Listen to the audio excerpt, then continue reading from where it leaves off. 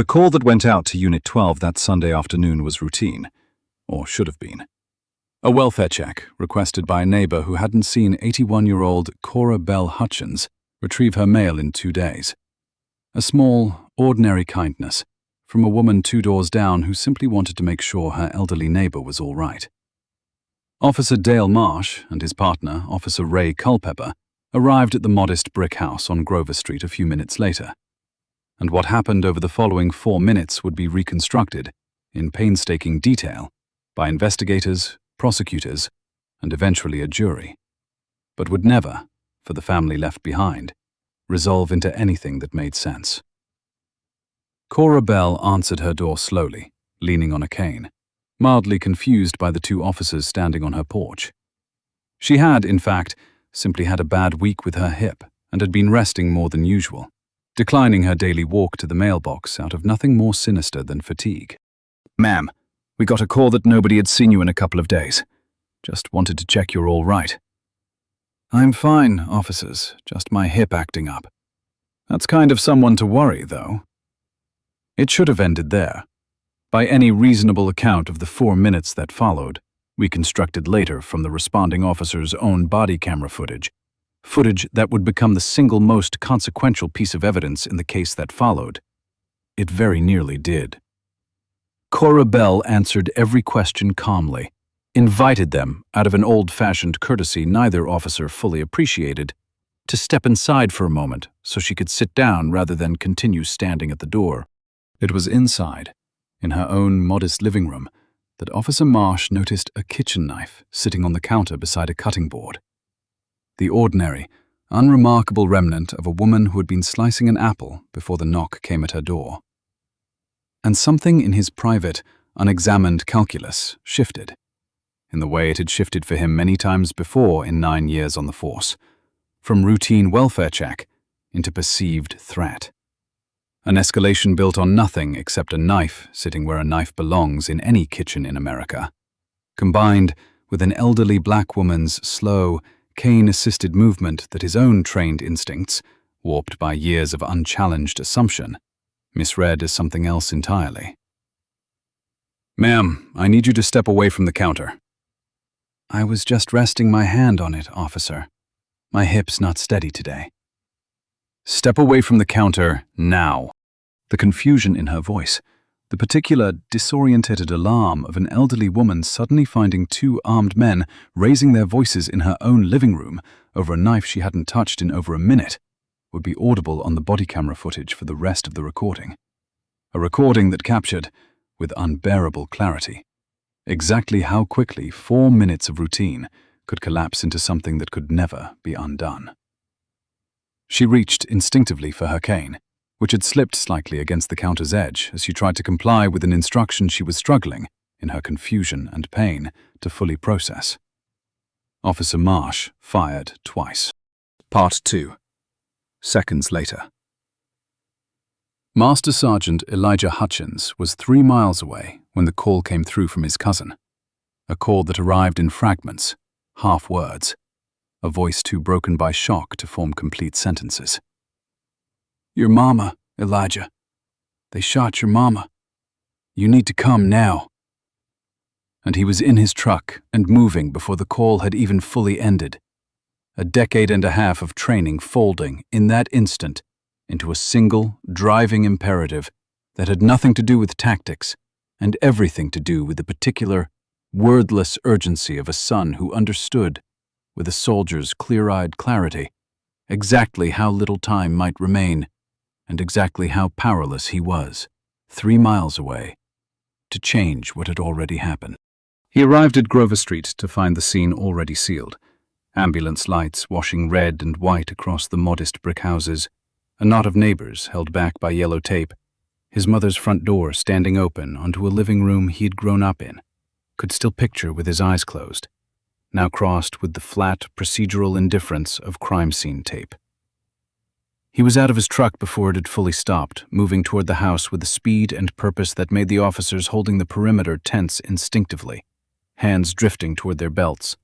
The particular, bitter irony of the moment not lost on him even in the depths of his shock, that he, a decorated combat veteran who had spent 15 years training to move exactly this way, under exactly this kind of pressure, was himself, in this instant, being read by strangers with badges as a potential threat rather than a grieving son. "Sir, you need to stay back. That's my mother's house." His voice, when it came, carried none of the raw hysteria the moment might have understandably produced. It carried, instead, the flat, controlled precision of a man forcing every ounce of training he possessed into holding himself together, because some deep, disciplined part of him already understood, even in the first unbearable seconds of arriving at that tape line, that whatever came next would matter enormously, and that losing himself to the fury clawing up through his chest would serve nothing except to hand this scene's outcome to someone else's version of events. "Sir, I understand, but I need you to stay back while... My mother is Cora Bell Hutchins.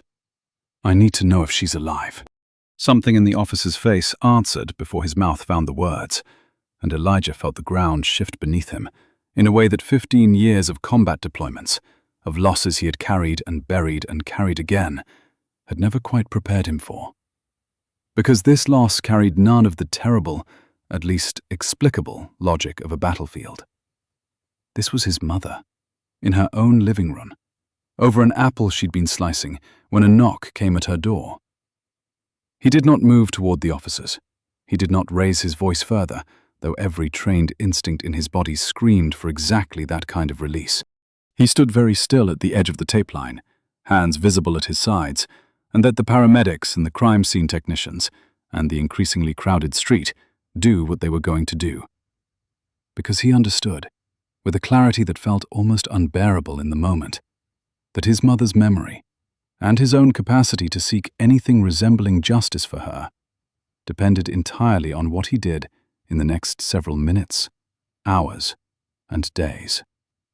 And that nothing about rage, however earned, however righteous, would bring her back, or make what came next more likely to hold anyone accountable. "I need the body camera footage preserved," he said instead, to the first officer who would listen, his voice steadier now, channeling 15 years of discipline into the only weapon he had left that could actually change anything. "I need to know the names of the responding officers, and I need someone to explain to me, in detail, exactly what happened in the 4 minutes before my mother died in her own home." Part 3. What discipline bought her. The footage, once released, first to investigators, then following a public records fight that Elijah pursued with the same methodical, relentless discipline he'd once applied to far more dangerous objectives, to the public, left almost nothing open to interpretation. It showed Cora Bell Hutchins, 81 years old, compliant and confused, reaching for a cane that had slipped, not a knife, in a moment Officer Marsh's own report had characterized, falsely, as an imminent threat with a bladed weapon. A characterization the footage demonstrated, frame by frame, to be simply untrue. Elijah did not attend the press conferences that followed with the raw, understandable fury that many in his position might have brought. He attended them instead with the same controlled, deliberate precision that had carried him through the worst nights of a career built on exactly that discipline. Understanding that every camera pointed at him was an opportunity to either strengthen the case for accountability or, through a single lapse, hand ammunition to attorneys who would seize on any hint of threat or instability to reframe the story away from what had actually happened in his mother's living room. "I want to be clear about something," he said at the first press conference, his voice carrying the same measured, unwavering calm he'd used to brief young soldiers before missions that could kill them. "I have spent 15 years learning exactly how much damage a person trained the way I'm trained can do, if that person chooses to let rage make his decisions for him. I am telling you plainly, in front of every camera in this room, that I have made a different choice. Not because the 2 officers who took my mother's life don't deserve every consequence the law can bring. They do.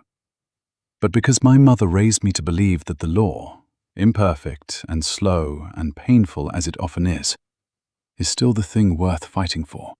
rather than the thing worth abandoning the moment it costs you something irreplaceable. I intend to make sure this case gets exactly the scrutiny it deserves, through exactly the channels built to provide it. I am asking everyone watching to help me hold this system to that standard, rather than watching to see whether I break instead. His restraint, paradoxically, generated a level of public attention and institutional pressure that raw fury might never have achieved. A decorated Delta Force veteran, standing at a podium with unimpeachable discipline, demanding accountability through the courts, rather than through anything resembling the vigilante violence some in the crowd had, in whispered, uneasy anticipation, half expected from a man with his training and his loss. The district attorney, facing a case that already carried damning body camera footage, now faced additionally the specter of a grieving son whose composed, relentless public advocacy made any attempt to quietly minimize the case politically untenable. Officer Marsh was charged with second-degree murder within 3 weeks. Officer Culpepper with obstruction for a supplemental report investigators determined had been deliberately drafted to corroborate Marsh's false characterization of the threat. The trial, 11 months later, unfolded with the body camera footage as its unavoidable centerpiece. Cora Bell Hutchins's confused, compliant voice, the audible slip of her cane, the 2 shots fired within a second and a half of an officer's shouted command that had given her no realistic chance to comply, even if she'd fully understood what was being demanded of her.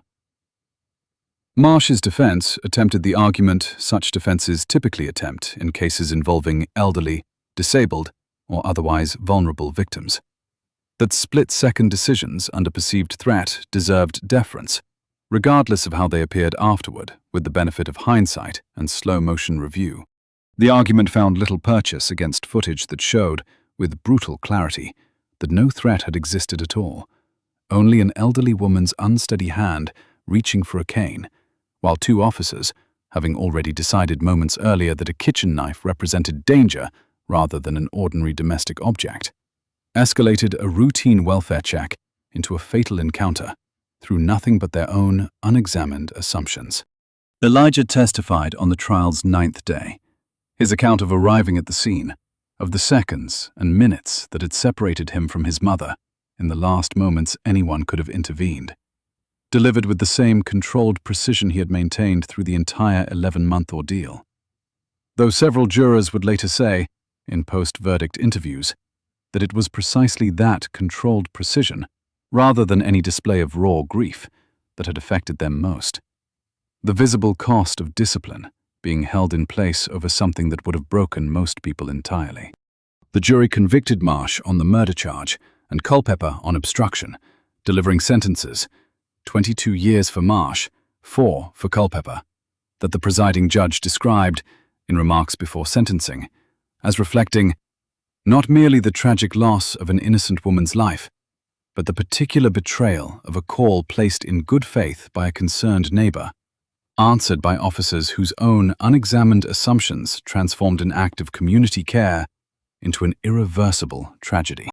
Elijah Hutchins did not return to active duty following the trial's conclusion, choosing instead to leave the military after 15 years of service to found a non-profit organization focused on de-escalation training for law enforcement, built specifically around the case that had taken his mother's life and the 4 minutes of body camera footage that had, in his own words, shown exactly how fast an ordinary Sunday afternoon collapses when the person holding the gun has never been trained to slow down and actually look at what's in front of him. People ask me sometimes how I managed to stay as controlled as I did, through the press conferences, through the trial, through everything, he said, in an interview marking the non-profit's first anniversary. The honest answer is that I trained for 15 years to function under exactly the kind of pressure that makes most people fall apart. I used that training, in the worst months of my life, for the first time on something other than a battlefield. Not because I didn't feel every ounce of the fury anyone would expect me to feel. I felt all of it. I simply understood that channeling it into something that could actually hold the system accountable would honor my mother considerably more than anything else I could have done with it. She spent 81 years teaching me the difference between strength and violence. I wasn't about to forget that lesson in the 4 minutes that mattered most. The end.